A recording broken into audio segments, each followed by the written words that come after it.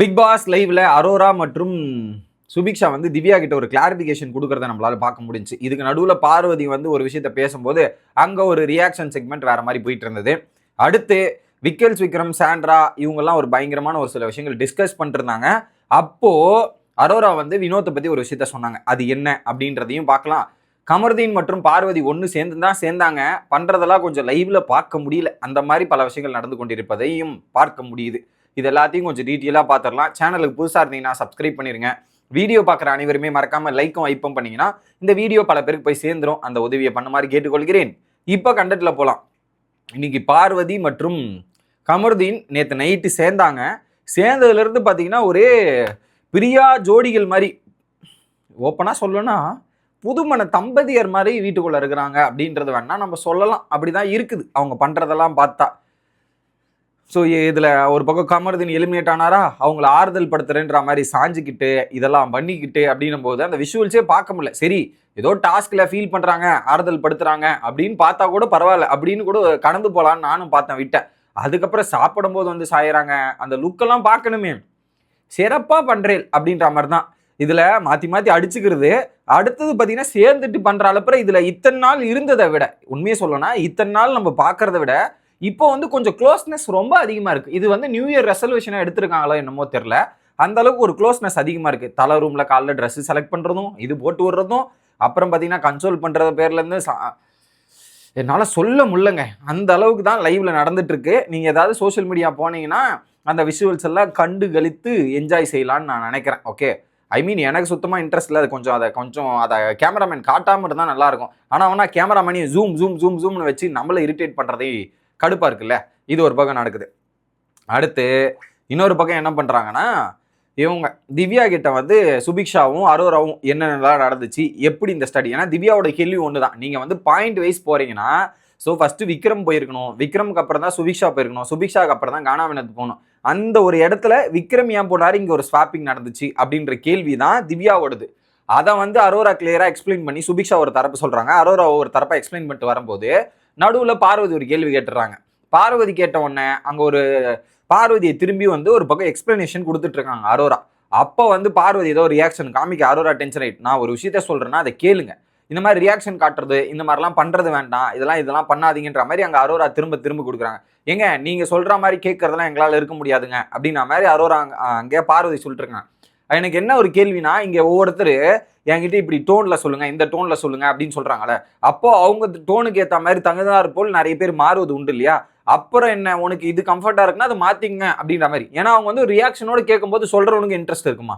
அதுக்கப்புறம் அரோரா அங்கே பேசிட்டு திவ்யா கிட்ட ஒரு கிளாரிபிகேஷன் எக்ஸ்பிளனேஷன் கொடுக்குறாங்க, சுபிக்ஷாவும் கொடுக்குறாங்க. அது திவ்யாவுக்கு ஏற்புடையதாக இல்லை. அதுக்கு நடுவில் என்ன பண்ணிட்டாங்க, சுபியோட வாய்ஸ் ரைஸ் ஆனோடனே அங்கே கத்தி ஒரு மாதிரி டென்ஷன் ஆயிட்டாங்க அரோரா, இவங்க திவ்யா. அப்புறம் அந்த சைலண்டா அரோரா பேசி முடிச்சுட்டு இந்த பக்கம் வராங்க.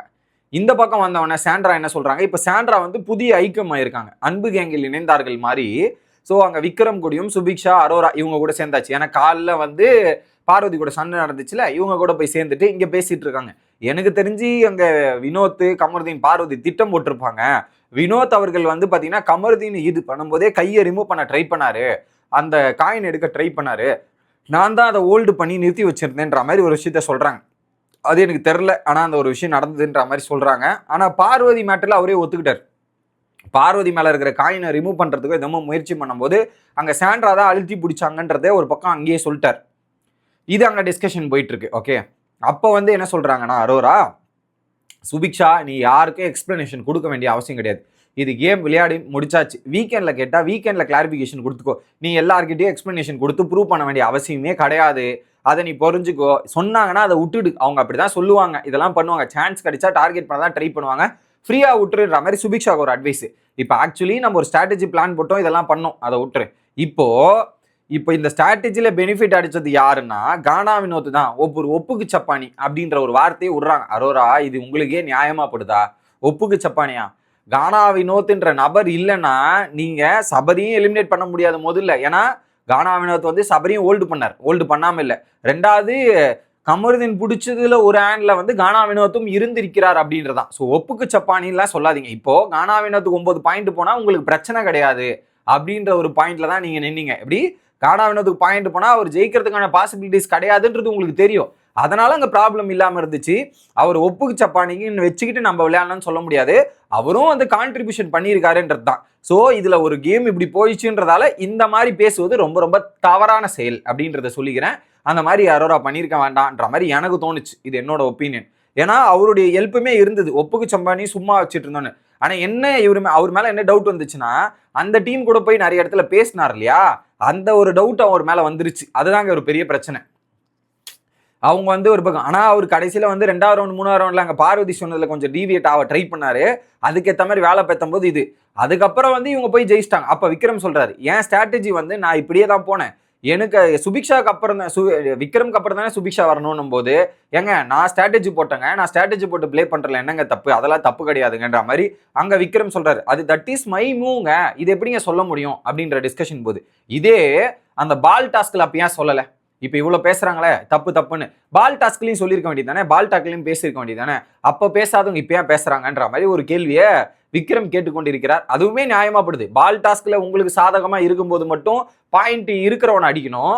இப்ப நீங்க எல்லாம் எலிமினேட் ஆனதுக்கு அப்புறம் இப்படி எல்லாம் பண்ணணுமா, என்ன நியாயம் இது அப்படின்ற மாதிரி நமக்கு தோணுது. அப்படின்ற மாதிரி இவர் கேட்கிறாரு. ஆனா சரி, நிறைய குழப்பங்கள்ல இன்னைக்கு விக்ரம் அவர்கள். அடுத்து இன்னொரு விஷயத்த ஓப்பனா சொல்றாங்க, சாண்ட்ரா. அது வந்து பொய் தான் நினைக்கிறேன். அது வந்து அடிக்கடி சாண்ட்ரா வந்து டெலியூஷனல் வேல்ல போவாங்கல்ல. எனக்கு தெரிஞ்சு கானா வினோத்தும் கமருதனும் பார்வதியும் பிளான் போட்டிருப்பாங்க. அதனாலதான் இவங்க இப்படிலாம் செயல்பட்டிருப்பாங்க. செயல்படாமலாம் கிடையாது. இதுல யோசிச்சு பாருங்க, ஒரு விஷயத்தை யோசிச்சு பாருங்க. இப்போ பார்வதி சபரி பண்ணும் போதே தடுக்காம இருந்திருக்கலாம், அது தடுத்திருக்கலாம். ஆனா அது தடுக்கல. ஏன்னா அங்க சபரி லீட்ல இருக்கிறதால அவங்களுக்கு ஒரு பெனிஃபிட் இருக்கு. அதனால அவங்க இது பண்ணிருக்கலாம். கரெக்டா? ஆனா இந்த இடத்துல பாத்தீங்களா, அதுக்கப்புறம் அவங்க இந்த மாதிரி வேலை பார்த்திருப்பாங்க. ஸோ அது எதிர்பார்க்காத நடந்திருக்குது போல அப்படின்ற டிஸ்கஷன் அவங்களுக்கு போகுது. ஸோ நம்ம பிளான் போட்டிருக்கோம், அவங்களோட ஸ்மார்ட்டா யோசிச்சுட்டும் போல அப்படின்ற டிஸ்கஷன் இங்கே போகுது. இதை கேட்குறாங்களா சுபிக்ஷா? இதை கேட்டு எடுத்துட்டு போய் சபரி கிட்ட சொல்றாங்க. அவங்களும் பிளான் போட்டிருக்காங்க, நம்ம முந்திட்டோன்னு.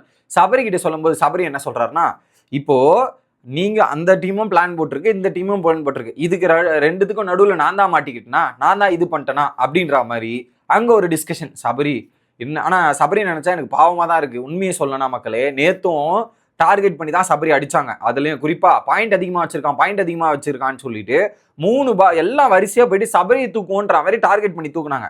அப்ப அது தப்பு கிடையாதா? நான் என்ன கேட்கிறேன், டார்கெட் பண்ணி தூக்குறது தப்புன்னா நேத்து 3 பேர் போய் சபரி அடிச்சதுமே தப்பு. லாஜிக்கா பார்க்க போது அது சபரி அடிச்சதுமே தப்பு. அப்ப அது என்னது? இது இன்னைக்கும் சபரிக்கு பலத்த அடி. நேத்தும் வந்து சபரிக்கு சரியான அடி, இன்னைக்கும் வந்து கையில பிளட் கமரதனுக்கும் விழுந்திருக்கு. சபரிலாம் ஓப்பனா சொல்றான், எனக்கு வாந்தி வந்துட்டு இருக்கும், அந்த அளவுக்கு போயிருச்சுன்ற மாதிரி சபரி சொல்றான்.